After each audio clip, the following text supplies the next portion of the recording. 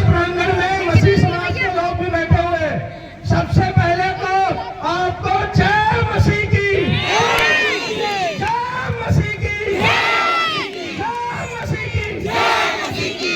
अब आप आज प्रांगण में आई हो तो आपके लिए भी कह देता हूँ, इस देश में पिछले कई सालों से देखा गया है कि चर्च में ताले लगाने का काम ये सरकार कर रही है, हमारे लोगों को प्रार्थनाएं नहीं करने दे रही है।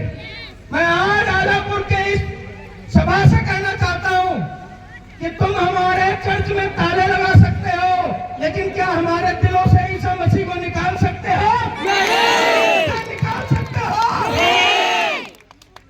एक यहाँ का गृह मंत्री है, वो संसद में कहता है बाबा साहब का नाम मत लो।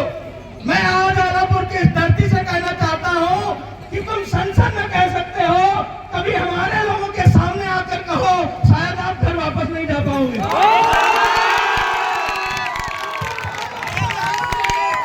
बाबा साहब को हमारे दिलों से निकालने के लिए उनके दादा परदादा भी बहुत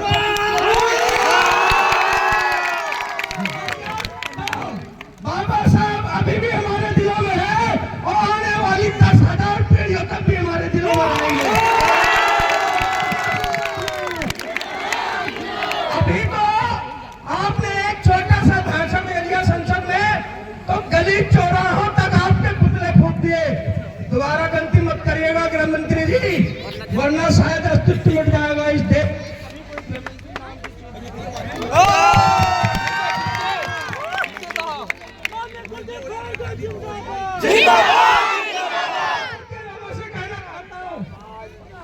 समय पर यहाँ पर ऐसी ऐसी समस्याएं आती रही, हमारे लोगों ने बड़ी अच्छाई के साथ उनका टैकल किया।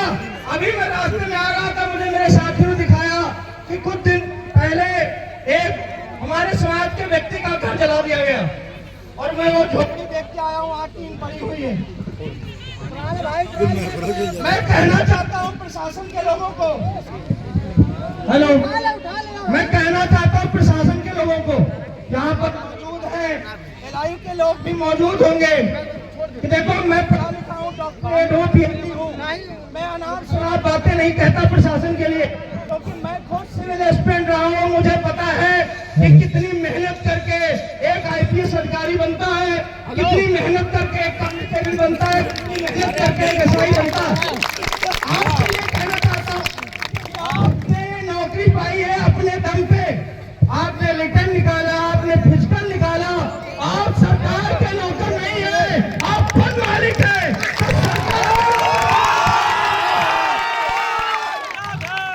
सरकारें इस देश में आई गई और अभी जो है वो भी चली जाएंगी, लेकिन आप आज भी नौकर हैं, कल भी नौकरी में रहेंगी। कहीं ऐसा ना हो कि आप सरकार के नुमाइंदे बन जाइए, सरकार की गुलामी करिए, तो कभी वक्त पलटेगा, ये गेंद हमारे पाले में आएगी तो फिर आपको तकलीफ हो जाएगी साहब। इसलिए जब भी कभी आप लोग पढ़े लिखे लोग हैं, ये गरीब मजलूम लोग, इनका कोई नहीं। जब कहीं बड़े आदमी पैसे वाले व्यक्ति के यहाँ घटना होती है, वो पैसा देके वो विधायक का, सांसद का फोन कराकर अपनी एफआईआर लिखा लेता है, लेकिन इनके पास आपको देने के लिए पैसा नहीं। इनकी शक्लें देखिए, इनके घर जाइए, 2 वक्त की रोटी नहीं बनती अगर ये मजदूरी ना करे। तो साहब जब आपके खाने में ये लोग आवे तो इनको इज्जत की कुर्सी नहीं दियो। अगर आप इनको इज्जत की कुर्सी देंगे तो वक्त बदलेगा। इनके कोख से पैदा हुआ लड़का कभी भी अधिकारी बनेगा और आपका बच्चा अगर थाने पहुंचा तो ये भी वैसे ही इज्जत देंगे।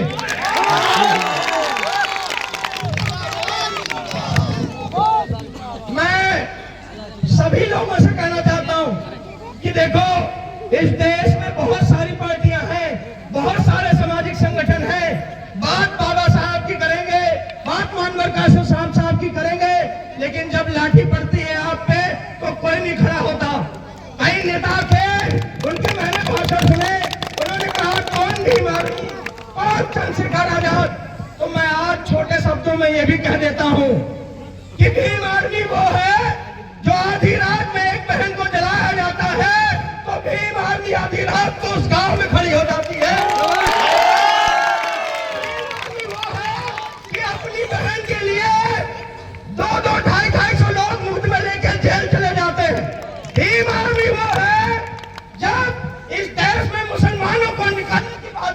है, एनआरसी जैसे कानून लाए जाते हैं तो आपका नेता जाकर उनके बीच में बैठ जाता है और कहता है पहले मुझे देश से निकालो फिर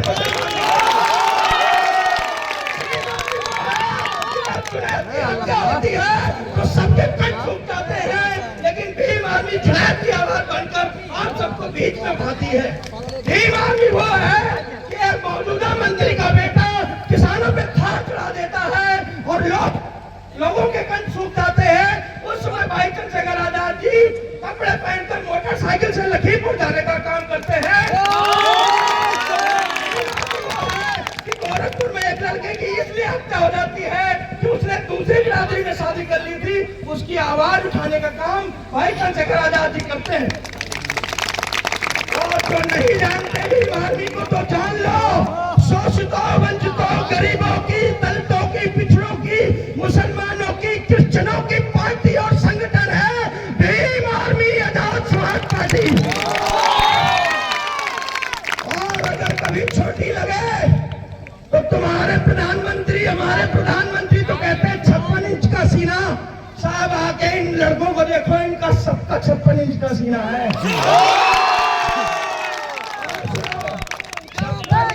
सीने से कुछ नहीं होता, अंदर में 2.5 किलो का जिगरा होना